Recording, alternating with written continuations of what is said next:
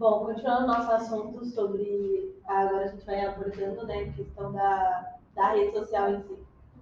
Tipo assim, por exemplo, uma rede social que muita gente fala é tóxica. Twitter.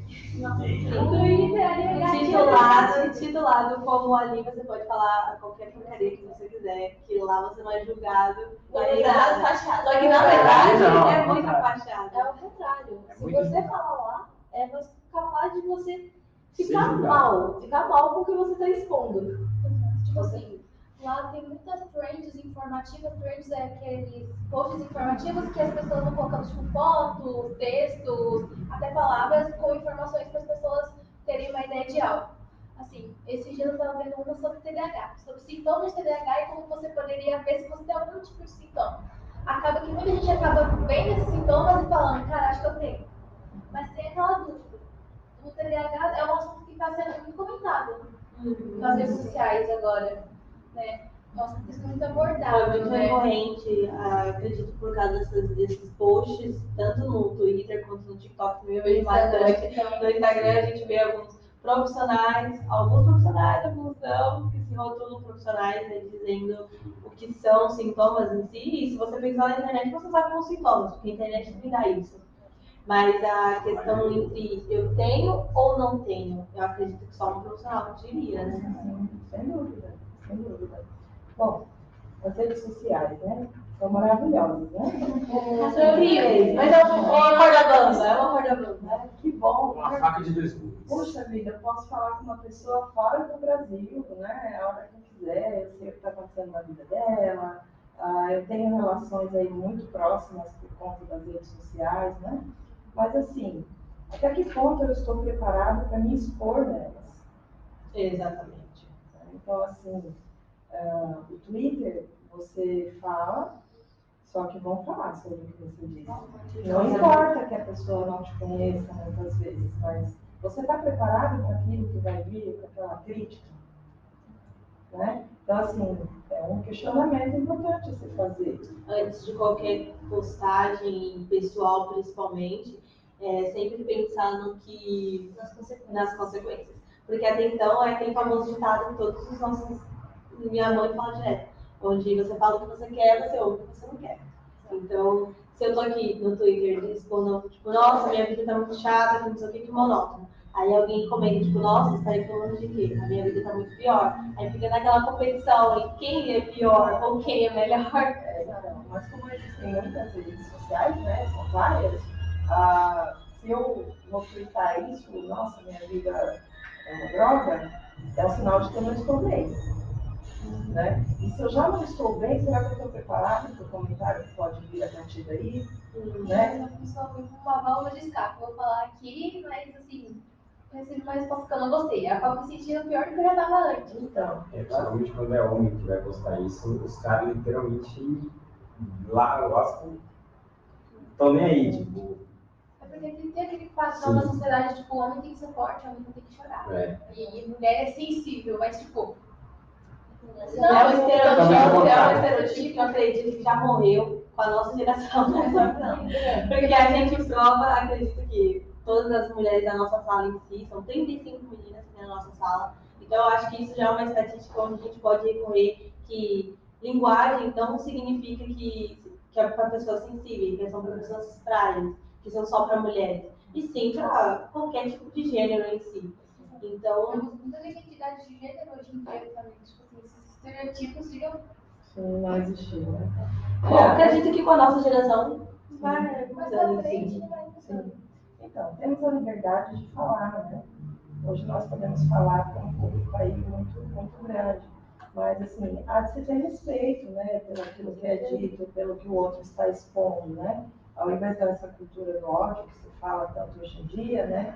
Do preconceito, da homofobia, da transfobia, né? Então, que as pessoas possam respeitar, né? Porque se somos seres individuais, né? Como o professor mencionou, somos únicos no mundo, então a minha visão de mundo também é única. Né? Então, assim, há de se respeitar a visão do outro, e nós podemos dialogar sobre, e não nos atacar, né? Enquanto que a opinião do outro é diferente da minha, mas isso falando de mundo ideal, né? Agora, no mundo real, nós temos sim essa exposição e esse retorno, Vai ter uma consequência daquilo que eu tuitei, daquilo que eu coloquei em rede social. Agora, se eu não me sinto preparado para lidar, porque infelizmente nós não estamos nesse mundo ideal, se eu não me sinto preparado, cabe a mim refletir. Se eu estou na rede social certa, porque somos livres para escolher. Não é verdade? Sem contar também sobre escrever também, né? Poxa, vou escrever algo que eu não quero receber. Então, agora falando sobre a questão do TDAH, né? Está em voga agora a questão do TDAH? Puxa, amanhã vem outra coisa, né? Assim. É verdade. Então, mas olha, se somos o país mais ansioso do mundo e a ansiedade envolve a atenção, é algo a se refletir, né? TDAH é uma condição muito específica que tem que ser diagnosticada por um profissional, né? Isso não é feito, pelo menos vou falar da parte da psicologia, isso é feito com muito cuidado. Não há uma visão de raio-x onde nós olhamos um paciente e já chegamos a uma conclusão. Isso é um trabalho muito sério, que é feito englobando toda a sintomatologia, né? Porque assim, se eu colocar no Google agora alguns sintomas que eu possa ter tido essa semana, posso me enquadrar num quadro de esquizofrenia, por exemplo. Também. E nem por isso eu tenho essa condição. Então, assim, o Google, nós recorremos a ele no momento de ansiedade, porque o diagnóstico é importante. Nós entendemos que é importante saber o que nós temos. Sim, isso nos alivia. Poxa, então eu me enquadro aqui. Qual que é o caminho a partir daqui? Qual que é o profissional? Que remédio eu vou tomar? Ou o que eu tenho que procurar? Então é importante o diagnóstico. Então nessa ansiedade, buscamos a informação rápida. Mas isso é correto? Muitas vezes isso me gera mais ansiedade ainda. Né? Às vezes, exatamente, às vezes pesquisando, nossa, estou me sentindo muito ansioso. Quais são doenças que propõem ansiedade? Umas 200. Então, não quer dizer que tipo, eu tenho essas 200. Não quer dizer também que eu tenho TDAH por eu me sentir desconcentrada na aula de matemática. Às vezes é por não me interessar. É por tédio mesmo. Às vezes na minha cabeça eu já sei que matemática é horrível. Então, Exato. eu chego na aula de matemática, minha cabeça fica, nossa, essa matéria é horrível. Mas é questão de controle. Já o TDAH eu acredito que não tem isso. Onde você tem essa chave, onde você, não, eu tenho que me concentrar porque vai fazer bem e tal, não preciso aprender. O TDAH é outra vibe, né? Sim, isso é perceptível muito na infância, engloba a fala, engloba a aprendizagem, né?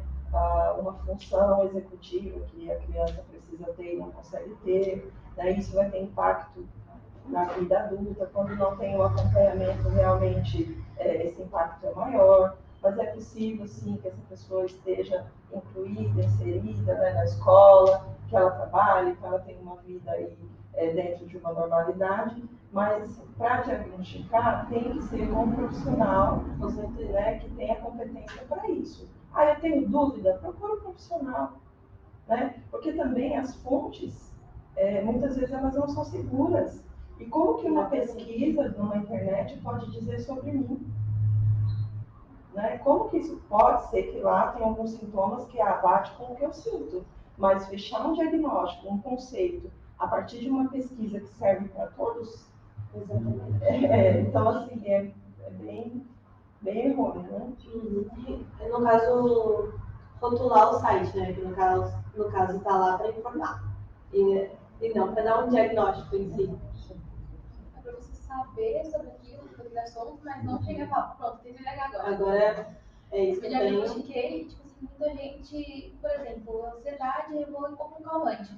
Mas eu não sei se é bom ficar tomando calmante o tempo todo. Todo dia eu tomo calmante porque eu tô ansioso. Se automedicar, nem pensar, né? Nem pensar. A automedicação não é indicada em nenhuma condição. Falando em saúde em geral, né? Para isso existem os profissionais que vão avaliar o caso, né? E muitas vezes a pessoa não precisa de medicação. Né? Então, assim, há de se também se atentar a isso, né? Não vamos sair aí numa ideia de medicar todo mundo, né? As receitas de voz ficaram os remédios. Meu amigo tomou, não sei, Dorflex e melhorou a ansiedade dele. Eu vou tomar também Dorflex que vai melhorar a minha. Mas e às vezes não. Às vezes não qualquer coisa. Metabolismo diferente. Com certeza, funcionou para ele. Mas é outra coisa, né? Pode ser que para mim dê muito ruim. Né? Então, assim, tem que procurar profissional. Bom, abordando também, lembrando, retomando, né, o que a Isadora disse, que sobre pessoas que se influenciam rápido. O que a gente aconselharia, ou então o que a gente falaria para essa pessoa, ou então o que fazer com essa situação, onde a pessoa, por exemplo, falando de novo sobre rede social, onde a pessoa tipo, desabafa numa rede social em si, e a outra pessoa, tipo, nossa, estou passando por essa mesmo tipo de situação. Então, eu também tenho isso. Então, acredito que essas pessoas que se influenciam rápido, principalmente adolescente agora, que está se formando em si, essa faixa etária de 12, Eu ia falar 12, 14. 12, 13 anos, onde a rede social já está bem presente muito antes, desde as crianças, acho que. Não, em 2005 a gente pegou ainda na época que não tinha celular assim, As crianças já nascem com celular na mão. Nós, com 17 anos, a gente tá mais um pouquinho evoluído do que esses 12. Só época do CD ainda. Somos da época do CD e tal, LG. Hoje Netflix não. Hoje em dia, toda criança de 10 anos tem smartphone de celular. Tem celular. Não Tem tinha um celular. iPhone. A gente vê criança de 4 anos fazendo coisa que a gente faz com 14, 16, jogando jogo no celular, mais esperto que a gente. É uma evolução bem muito rápida e às vezes, e nós vemos que nem nos tornamos adultos ainda, é assustador. Mas essa questão da internet e das redes sociais influenciar sobre um pré-adolescente em si. A internet ela é benéfica. Né? A questão é como nós fazemos uso dela. Né? Ela está aí para nos ajudar. Agora, a forma que eu faço, que eu utilizo delas é uma coisa a se pensar. Como que eu sei que algo requer a minha atenção e que eu preciso cuidar disso? Quando começa a me incomodar demais. Né? Hoje eu me senti incomodada sobre tal questão, mas passou, nossa, foi uma coisa isolada, eu não me senti mais assim, então tudo bem. Porque temos as nossas emoções aí aflorando a todo momento. Nós abrimos os nossos olhos pela manhã, já é um turbilhão de emoção.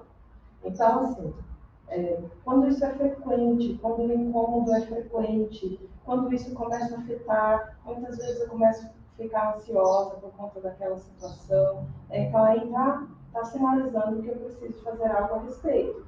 Né? Sobre a questão de ser influenciável ou não, nós somos livres para escolher, né, de que maneira nós nos expomos. Mas assim, com o profissional que acompanha semanalmente essa pessoa, nós vamos ter com certeza um suporte psicológico, emocional que vai nos ajudar a lidar melhor com essas questões. Né? Porque nós temos que utilizar a internet hoje em dia, não tem como. Então, assim, oi, tudo bem? Você tem Instagram? Não é assim? Tá no seu Insta, não nem fala Instagram, a gente fala Insta. Antes era o WhatsApp, agora é Instagram.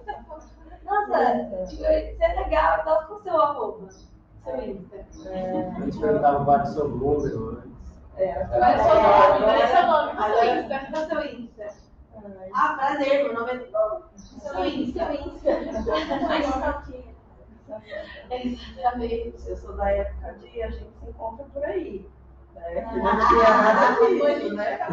Saudades dessa época. Eu tenho saudade dessa época. A gente se vê na escola amanhã e tal. Nossa, esbarrei no ônibus. Nossa, amanhã a gente talvez a gente se veja no mesmo horário e tal. Posso te mandar uma carta, né? Não, isso aí eu acho que já não encaixa ali. Várias, verdade. Então, é muito bom que hoje seja tão acessível, né, o contato. É bacana isso. Principalmente a gente que gosta, nós seres humanos gostamos de socializar e conversar muito mais. É bom pra gente e bom pra todo mundo, né? A questão é o uso que nós fazemos, né? Como que nós nos utilizamos É disso. questão de saber de usar e se você vai aguentar a maneira que você está usando ele. Eu acho que isso também entra na responsabilidade de ser pai, né? E mãe. Entra entre, tá, eu vou dar um celular, vou dar o celular de uma criança de 10 anos, onde eu sei que, obviamente, ela não está madura o suficiente, e amadurecimento é questão de tempo e muito mais agravante. Então eu vou dar com todas as chaves abertas, uma criança que só tem 10 anos, onde assim ela ser influenciada. Essa questão da internet, do acesso à internet, é um tema que dá um debate assim, de muito tempo. Porque assim, tem muitas questões que envolvem isso e é um assunto muito atual, né? É importante a gente falar. Nós falamos hoje em dia sobre o suicídio filosófico. Vocês já ouviram falar sobre isso? Não. É quando o meu mundo ele passa a ser quase que na totalidade virtual. Onde a pessoa só vive aqui dentro. É que a gente não conhece pelo título, mas... Né? Então, assim, onde a pessoa ela não... Por exemplo, até o diálogo com uma pessoa que está sempre, na maioria do tempo, ali inserida no mundo virtual, é até difícil. Se você não compreende aquilo que está se passando dos interesses dela. Muitas vezes nós temos que nos aprofundar o que são os jogos, quais são os animes, quais são as séries, porque assim, você não consegue dialogar com a pessoa. Aí o que você fez? Nada. Mas você não fez o bem, essa você não teve condições de dar um celular para o seu filho bom e tal. Então, por que agora ele só quer ficar aqui dentro, né? Então, mas aí, será que essa pessoa está bem? Será que ela está precisando estar nesse mundo virtual? Aí já entra novamente as questões psicológicas, né? A internet é boa, eu posso utilizar, é gostoso jogar, é bom ver uma série, mas será que isso não está compreendendo a maior parte do meu dia, do meu tempo? Né? E o que quer dizer sobre mim? Por que eu preciso estar muitas vezes fora de quem eu sou, em outra realidade? Por quê? Será que eu estou bem? Então, assim, os pais, muitas vezes, eles não conseguem dar conta disso tudo, né? Porque se eu tenho a senha, é invasão de privacidade. É verdade. Vocês gostam que os pais tenham a senha do celular de vocês? Não. Né? Mas os meus têm. Não, mas os meus também tem. Minha mãe também dá uma olhada. Minha mãe tem, mas ela não mexe. Porque, tipo assim, A minha mãe exatamente. O diálogo o que vai acontecer? Você tá tanto aí que você. Minha mãe me puxa, você sai daí, sai desse quarto. Muitas vezes é difícil para eles não sabem se podem entrar dentro desse ambiente, né, desse mundo, se sentem muitas vezes invadindo a privacidade, outras vezes são interpretados como se eles não se importassem, né? Então, assim, é difícil também para os pais. Esse meio termo também. Eu acredito que ter a senha é o normal. Agora, eu acredito que a conversa com o seu filho em si é totalmente diferente do que pegar o celular. Eu tô aqui no meu celular, deixa eu ver o que você tá vendo. Aí pega, aí como já tem a senha, desbloqueia, já vê tudo. Por que você quer ver isso? Por que você quer fazer isso? Por que não sei o que? Entendeu? Exatamente. Eu acho que a questão da conversa em si é... Sim, mas aí já entra numa questão de uma dinâmica familiar, né? Que já antecede a questão até do celular. Muitas vezes, por que eu escondo? Por que a minha filha não pode contar para mim aquilo que ela está vendo? Porque ela tem medo da minha reação. Sim. Né? Então, ela já se antecipa que eu não vou mostrar. Então, assim, quando há esse diálogo sobre qualquer assunto, né? Sobre qualquer questão, aí fica muito mais fácil. Para que eu vou pôr uma senha no meu celular? Muitas vezes eu nem preciso colocar. Apesar que tem a questão da minha individualidade. Eu posso não querer que meu pai saiba, eu não estou conversando com meu amigo. Né? Agora, se eu tenho uma dúvida, se eu estou, de repente, até numa situação de risco e eu tenho esse apoio familiar, já muda. As coisas já são diferentes, né? Seria uma pessoa em casa que te apoia, né? Bom, a gente concluiu já uma pergunta que a gente acabou de conversar, né? Que é uma boa estrutura familiar pode evitar um transtorno mental, né? Que a gente acabou de conversar aqui com certeza. Importantíssimo. Desde o começo, né, da nossa conversa, a gente disse que a família em si é a base de tudo, né? Onde a gente se forma, onde a gente cria os primeiros pensamentos, onde a gente... a criação em si é totalmente afetada no nosso futuro. A família é, sim, uma base muito importante. Agora, quando a pessoa, o jovem, ele está em situação de vulnerabilidade nesse aspecto, o que fazer, né? O que fazer? Vamos voltar um pouquinho. 45% dos lares tem a mulher né? São as famílias monoparentais, onde só a mulher atua ali no cuidado da família. É um dado importante. Então, assim, quando nós falamos de família, fica muito idealizada a questão pai, mãe, né? Vô, vó, tios, irmãos, e nem sempre é assim. Então, os jovens que estão em situação de vulnerabilidade, eles precisam procurar ajuda, né? Mas não é ajuda do Google, não é ajuda, é uma ajuda profissional. Assim, é uma rede, né? Na verdade, a sociedade é uma grande rede, onde um apoia o outro, né? Então, muitas vezes eu não tenho isso, essa família que me dê essa base. E daí eu preciso buscar sempre esse apoio, melhorar, né? A gente tem que tentar fazer dar certo de alguma maneira. Entendi. Bom, para a gente concluir esse assunto, né, no caso todos, a gente queria perguntar quais aspectos não, quais dicas podemos seguir para cuidar da nossa saúde mental. Tá.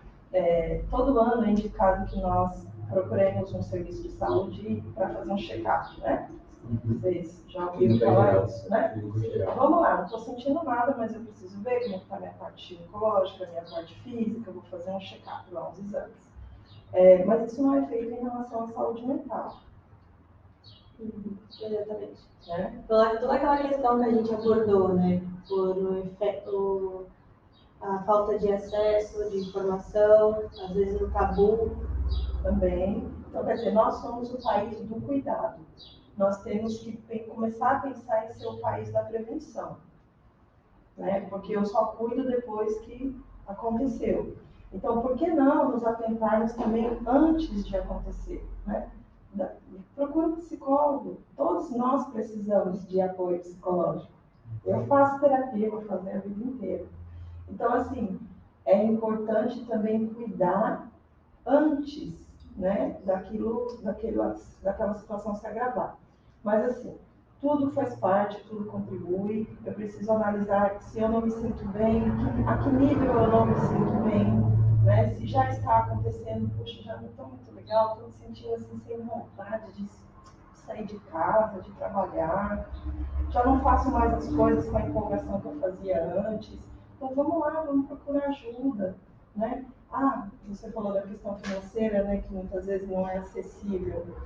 Não é de uma maneira, mas vamos procurar de outra, né? Como assim de outra? Tem vários tipos de serviço, né? Tem o convênio, tem as clínicas mais populares, tem a UBS, tem o atendimento online, que muitas vezes tem um valor que é mais acessível. Então, assim, vamos tentar prevenir e nos cuidar, sempre analisando o nível do meu incômodo, que vai me dizer se eu estou ali precisando mesmo desse apoio. Mas nós estamos aí para oferecer esse apoio. Tem muita gente boa trabalhando na saúde, né? Então, existe solução. Precisamos nos acostumar a ficar nos sentindo mal emocionalmente. Então, de prevenção, eu lembrei do Setembro Amarelo, que é o mês ali de prevenção contra o suicídio. Muita gente coloca até o número do Centro de Valorização à Vida, né? Que é 188, se não me engano. Sim. Assim, é um assunto que vocês viram, eu acredito muito, mas assim, por que só em setembro a gente fala mais desse assunto? Porque a gente em setembro tem muita coisa, muito post, a escola, temporada de amarelo e tudo assim, mas não é tão abordado no começo do ano, por exemplo.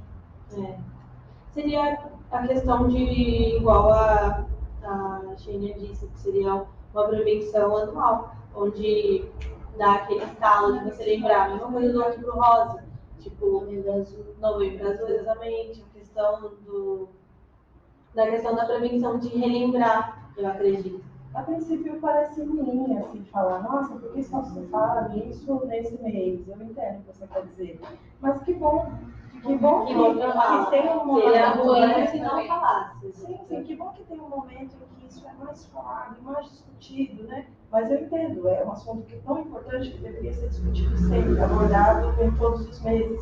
Mas, assim, importante. Muito importante. Na verdade, todos são, né? Tudo que engloba a saúde é muito importante. Mas, assim, o Setembro Amarelo, ele vem aí para trazer mesmo o assunto, porque é preciso falar sobre isso, né? Infelizmente, na última semana, nós tivemos um caso lá em Itanhaém, não sei se vocês ficaram sabendo, né? Sempre, tem 7 anos que eu moro lá, eu já presenciei isso algumas vezes, mas eu estou falando de uma cidade pequena, né? Então, se a gente for pensar a nível de Brasil, é muito mesmo importante falar sobre, né, a questão da prevenção ao suicídio. Prevenção, né? Prevenção. E aí a gente acaba caindo na saúde mental e tudo, né, que engloba, que nós já falamos um pouquinho. Entendi. Bom, a gente conclui isso e a gente agradece muito pela sua presença. A conversa foi incrível, eu amei que vocês amaram, então tá tudo certo. A gente agradece muito a sua presença e a gente conclui nosso podcast Pod Academy. Eu que agradeço. É muito legal o que vocês fazem aqui, o que representa essa instituição para a sociedade, né? Os jovens ficam muito ansiosos em conseguir entrar para a ETEC, né? Vocês são vistos como privilegiados, assim, né? Com certeza, Só fizemos uma prova, né? só os melhores entram para a ETEC, né? Mas, assim, é muito legal, né, a proposta do Centro Paula Souza, né, do que é o nível, né, que vocês têm aqui. Para mim é um privilégio. Muito obrigada pelo convite. A gente que agradece. Como a gente agradece. Yeah. Tchau, tchau. Tchau.